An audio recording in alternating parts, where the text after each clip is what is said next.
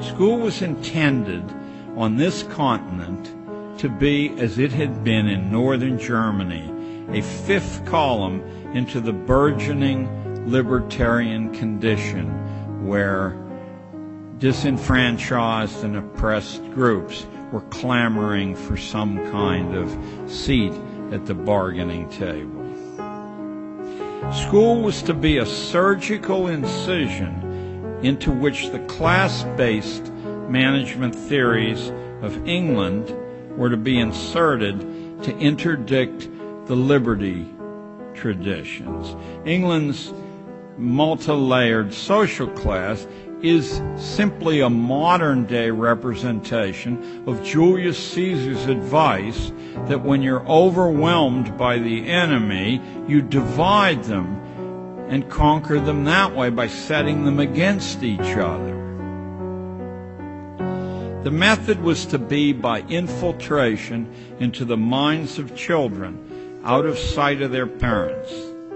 The well-read here won't be shocked. Theorists from Plato to Rousseau to Frederick of Prussia knew and taught explicitly that if children could be kept childish beyond its term in nature, if they could be cloistered in a society of children without any real responsibility except obedience, if their inner lives could be attenuated by removing the insights of history, literature, philosophy, economics, religion, if the imminence of death and the certainty of pain and loss can be removed from daily consciousness, if the profound reflections on one's own death could be replaced with the trivializing emotions of greed, envy, jealousy, and fear, young people would grow older, but they would never grow up, and a great enduring problem of supervision would be solved. For who can argue against the truth that childish and childlike people are far easier to manage than critically trained, self-reliant ones? And now you're ready to hear the 6 purposes of modern schooling taken directly from Dr. Inglis's book. The first function of schooling is adjustive.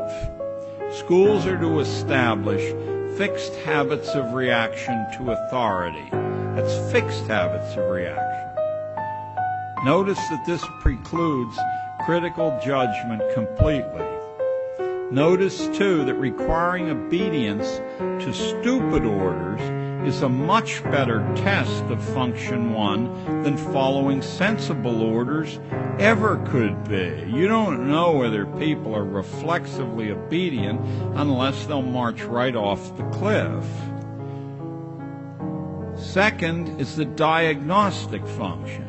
School is to determine each student's proper social role, logging the evidence mathematically and anecdotally on cumulative records. You probably thought that the kid or parents or neighbors or the region, circumstances. No, school is to determine your proper social role, and they're to fix you in that role mathematically on their cumulative records. Next comes the sorting function.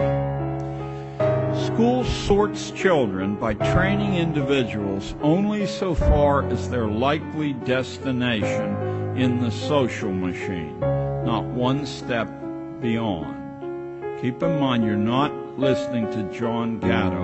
You're listening to the man for whom the honor lecture in education at Harvard is named. The fourth function is conformity. As much as possible, kids are to be made alike. Whatever the background they come from, they're to be made alike. This is not done from any passion for egalitarian ideals, but so that their future behavior will be mathematically predictable in service to market research and government research. Next comes the hygienic function. This one's my favorite. This has nothing to do with individual health, but it has a lot to do with the health of the race, at least as Inglis or Darwin or his first cousin Galton saw it. Hygiene is a polite way of saying that school is expected to accelerate natural selection by tagging the unfit so clearly. That's what all those little humiliations from first grade on, that's what all the posted list of ranked grades are about, so clearly that the unfit will drop from the reproduction sweepstakes, either in despair or because their likely mates will have accepted the school's judgment of them as terminally inferior. And last comes a fancy Latin word, the propedeutic function. That's a fancy word meaning that a small fraction of lucky kids will quietly be taught how to take over management of this continuing project.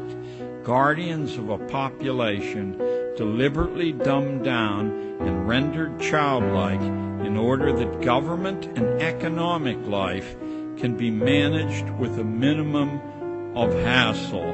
It's that low-down, nitty-gritty, common purpose, not Marx's grand warfare between classes and greedy captains of industry. It's simply so that management will have a minimum of hassles.